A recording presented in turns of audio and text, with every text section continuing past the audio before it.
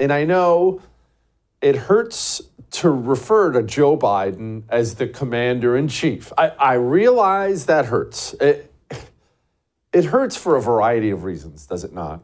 It hurts because it's ridiculous that he's the commander-in-chief. It's damaging that he's the commander-in-chief. It's not what you want, it's not what I want, but it's important, I think, every now and then we do refer to him as the commander-in-chief to remind you and me that that is what he is.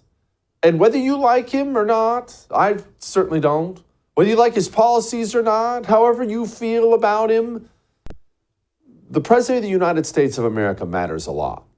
Not just for the country, on the world stage. It matters who the president is. It's extremely important for the nation. Now, the question when it comes to Joe Biden is he going to remain commander-in-chief?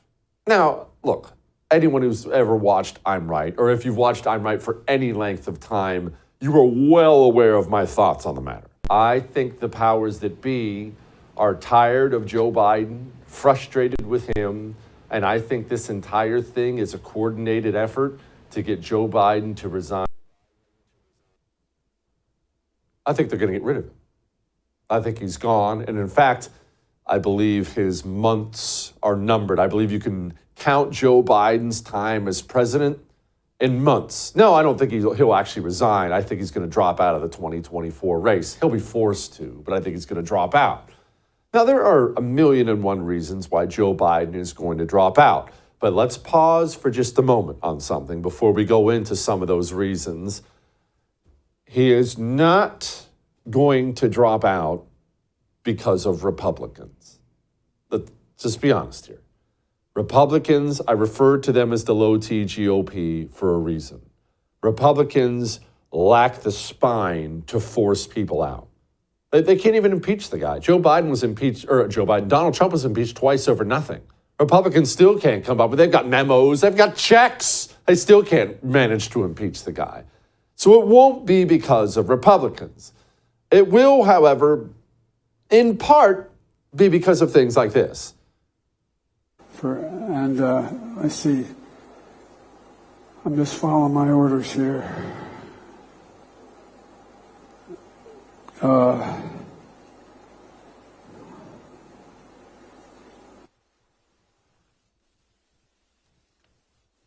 Staff, if anybody haven't spoken, no, I ain't calling on you. I'm calling on, I said I had 5 questions.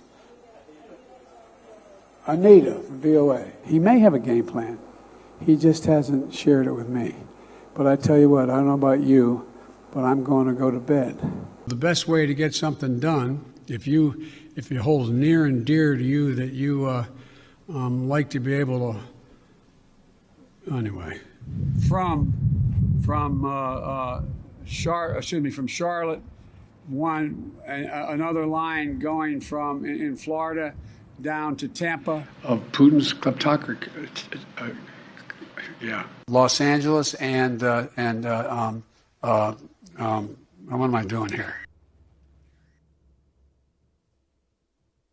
Okay, so let's get back to what we were talking about.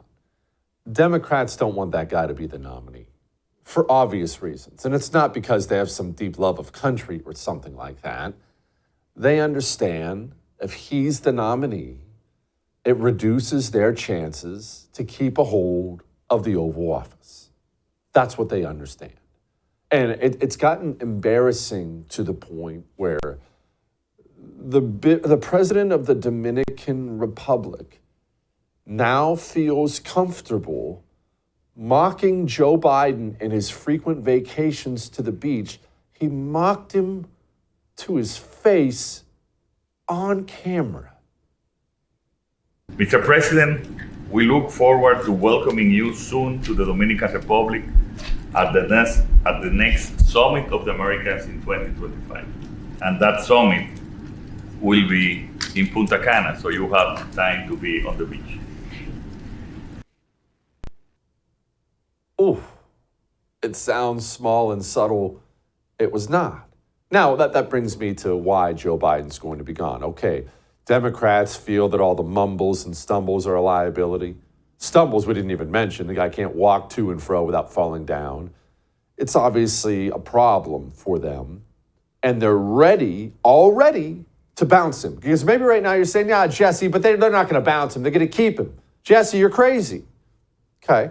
Well, in about a 24-hour time span, we saw the New York Times, the biggest communist rag really anywhere in the planet. Communist countries don't have a communist publication as communist as the New York Times. And the New York Times gleefully ran headlines talking about how Donald Trump was curb stomping Joe Biden in the polls. Why in the world would the New York Times run an article so nastily critical of the President of the United States of America? Well, they're doing it for the exact same reason that Democrat stalwart David Axelrod came out and said it's time for Democrats to move on from Joe Biden. If you paid any attention when that news dropped about the polls and Joe Biden's polls and Donald Trump, you saw one specific thing. You see right there from the Daily Mail. Daily Mail, as you see, New York Times, CNN, ABC, CBS, David Axelrod. It was all across the mouthpieces of the system, virtually all of them in unison at one time. Within a 24-hour span, they all got up and said, well, I mean, the polls are bad. Polls look bad. Some of them, like Axelrod, flat out came out and said, well, I mean, we kind of need a new guy. Again, it's not Republicans. The evil system in which we live has decided that Joe Biden is a liability. And for them, it's not just that Joe Biden is so ugly as a candidate. I'm not talking about his physical appearance, whatever. I don't care about that. As a candidate, for them, it's not just that Joe Biden is so ugly. That in and of itself would be a problem. It's that the other guy looks so good. Now, again, I'm not talking about physical, but Gavin Newsom. Democrats have this fully formed communist robot as governor of California. He looks the part. He talks the part. He is a full-blown communist, and that's what Democrats believe in now.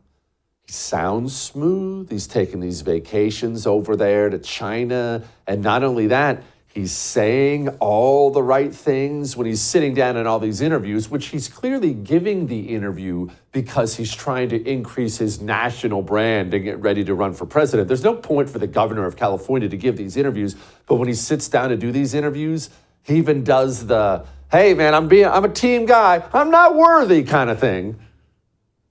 You know how your polling goes. Yeah.